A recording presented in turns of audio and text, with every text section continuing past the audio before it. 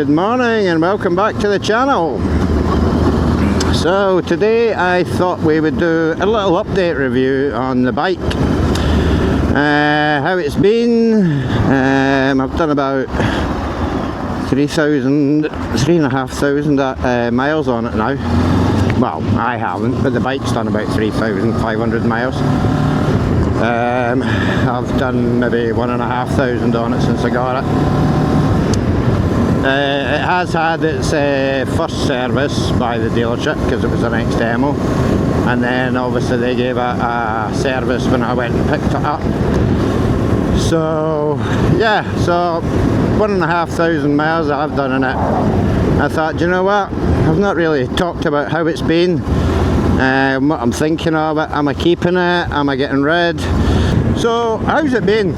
Well, so far, touch wood, probably break down on me today now, watch this. It's actually been flawless. I've been all sorts of places with it. I've been up Glencoe, Glenetive, yeah, up Crieff. I've had it, it's been quite a few good long runs, and so far it hasn't missed a beat. I'm actually quite impressed with it. So yeah, if it keeps going the way it's going, happy days. Couple of things that, yeah, that did catch me off when I bought it. So it says it's got an 810mm seat height, and I'm sure it probably has. However, it's quite a wide seat, so the standover height is actually more. I would probably compare it to my V-Strom 250 that I had, which had an 835mm seat height, but it was a lot narrower than this seat. And yeah, I found that easier to get more foot down than I did with this. So yeah, it's just one of those things to be mindful of. Seat height doesn't always tell the story. You have to think of the standover height and the width of the seat, obviously. Is there anything else I don't like about the bike? Yeah, one big negative, and it's a pain in the tonsils. The instructions, OMG, they are the worst English translated subtitles. Might as well be in subtitles, to be perfectly honest. Probably the worst instructions I've ever had in my life. I still don't know how to work the dashboard properly. Don't know how to change it into kilometres an hour. Don't know what I'm doing half the time on it. It's just pure guesswork. Yeah, so Voge, if you're listening, sort your instructions out, for crying out loud. They are absolute bobbins. And they ruin the user experience of a decent bike to a degree. So yeah, wee bit cautious with the bike today because I've taken my side panniers off, and I'm noticing a big difference in the way it handles. Obviously with the side panniers, I don't know what they weigh, to be honest with you. Probably a good few kilos each, I would imagine. But I thought, you know what, I'm not carrying anything, let's just get them off, man, and see what the bike's like without them off, because the last time I rode the bike with them off, I kind of pussyfooted about. So yeah. So yeah, the instructions are absolute rubbish. I have to go on Facebook and ask people on Facebook how to do stuff. Thankfully people are pretty decent on Facebook at helping you with stuff like that. So yeah, that is the main negative I've got with it. A lot of people complain about the short mileage intervals, and yeah, they are short. 3,500 miles or 5,000 kilometres, I think that's close to. And that is short compared with some of the Japanese bikes. Don't know why. To be perfectly honest, in the Philippines I was used to doing services every 5,000 kilometres, and on a bike, would I actually trust the oil 10,000 kilometres or 10,000 miles? Absolutely not. I would do an oil change well before that. Yeah, service costs aren't cheap, but do you know what? It is what it is. I'm not too fussed about it. I'm not going to cry over it or lose any sleep. It's just one of those things. But for me, it's not a deal breaker. And as much as I've not actually done that many miles in it since it got its last service, I've only done 1,500. I'll probably leave it another 1,000 max, maybe 500, and then I'll probably do an oil change and filter change anyway. Yeah, I mean the oil, when I'm looking at it in the oil window, it does look still pretty clean, so that's a kind of bonus. I need to watch this road because people just come blasting through it. So yeah, I am impressed with the bike. Obviously I've not had a lot of bikes. My last bike, like I say, was a Suzuki V-Strom 250SX, which is very popular in Asia. Great little single cylinder bike, loved it. The Voge, it's a 494cc parallel twin with a 270 degree crank, so it has got a nice exhaust sound on it. Fuel economy wise, so I worked it out and done it to UK miles per gallon, because obviously UK miles per gallon and US miles per gallon are very different. So in UK miles to gallon, I'm getting on average of 70 miles to the gallon, which isn't too bad. At the moment it's showing 4 litres per 100 kilometres. Not sure what that works out at, but I can assure you it'll probably be close to 70. So yeah.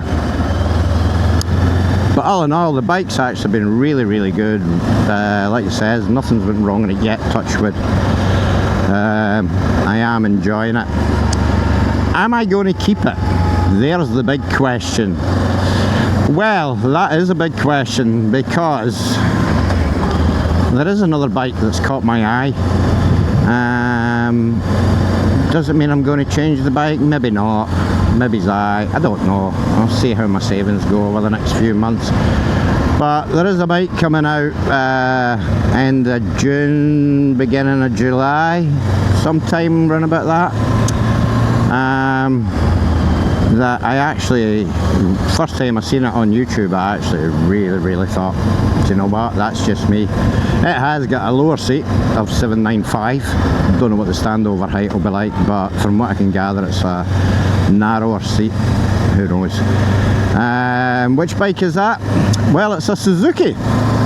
It's an SV7GX with 650cc V-twin engine in it.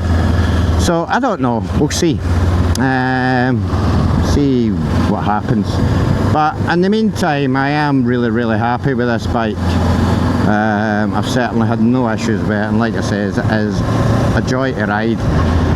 Comfort wise, well, like I said, I've been Glencoe, Glenetive and all sorts on this, and I have absolutely no comfort issues on this bike. I can sit in it for hours, quite the thing, and it doesn't bother me in the slightest. No numb bum, which I did get on my V-Strom seat a lot. That was terrible. When I done my Mindanao loop adventure out in the Philippines, OMG, I was actually getting to a point where after 45 minutes to an hour of riding it, I was really sore. So yeah, I don't have that problem with this bike, which is good.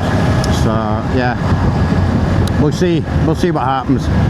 So all in all, I'm happy with it for what I paid for it. I mean, this was an ex-demo bike, and I have no problem saying how much I paid for it.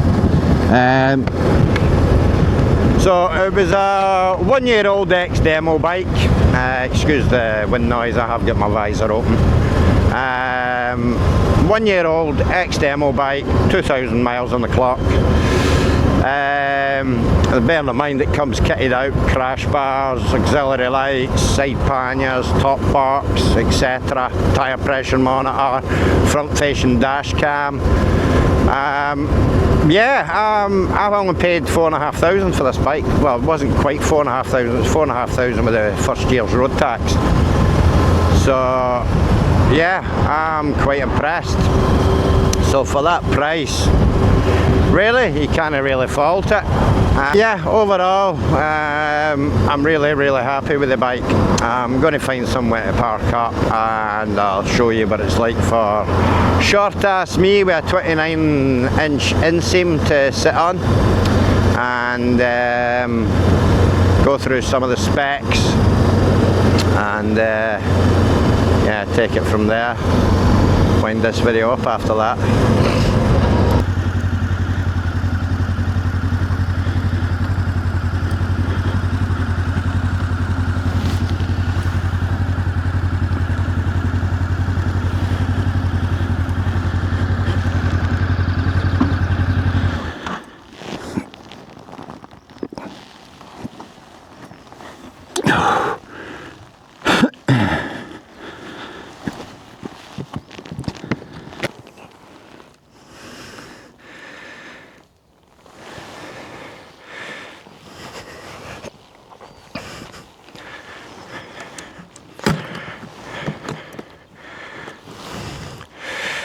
So the Voge, let's do the sitting down thing.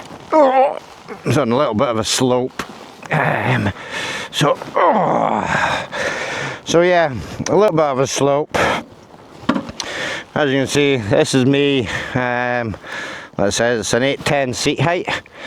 I have got dog legs on this, which have reduced it a little as well. And as you can see, I'm not even flat footing it still. Almost, but not quite. So it is quite a wide seat.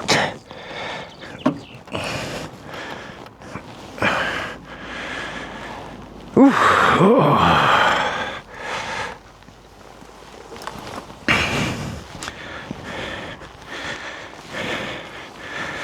So yeah, the Voge. So as you can see, nice upside down forks. KYB, not sure what size they are. 19-inch wheel on the front, 17-inch wheel on the back. It's got twin wavy discs on the front. Again, not really sure of the size of them. I will post them up. With Nissan calipers. Crash bars with big side bung. I did add these little things on it as well. I did change the brake pedal. I added this plate on it to just give me a bigger footprint on it. As it says, side panniers are normally on here, but I've kind of taken them off. I haven't really done anything to the bike apart from obviously adding the Carpuride onto it, which is switched off at the moment, but I do use that a lot. And obviously you've got your auxiliary lights on under there. I'll just put them on actually.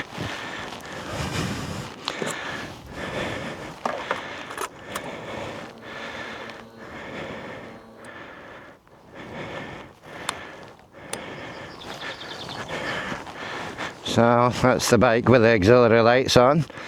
Pretty smart. And I just realised I've actually been riding the bike with them on. And obviously it's your TFT screen. Hopefully the glare doesn't thing me it too much. I mean, you get backlight controls and these buttons are supposed to get you into the menu, etc., but it's a faff and a half. Not very good with it at all. But overall, yeah, I'm quite impressed with it. I need to give the chain a good clean when I get back. That's one of my bugbears, chain maintenance. I hate it, but it needs to be done. But yeah, so overall, I do like the bike. It has been flawless. Like I say, it's done 3,500 miles now. I can't complain about it at all. So yeah, that's my short review of owner's review for that, because I did pay for it with my own money, of the Voge DS525X, or in some areas it's called the DSX 525 or 525 DSX, whichever. Okay, so I'll leave you to it and I'll catch you in the next video. Alright, cheers.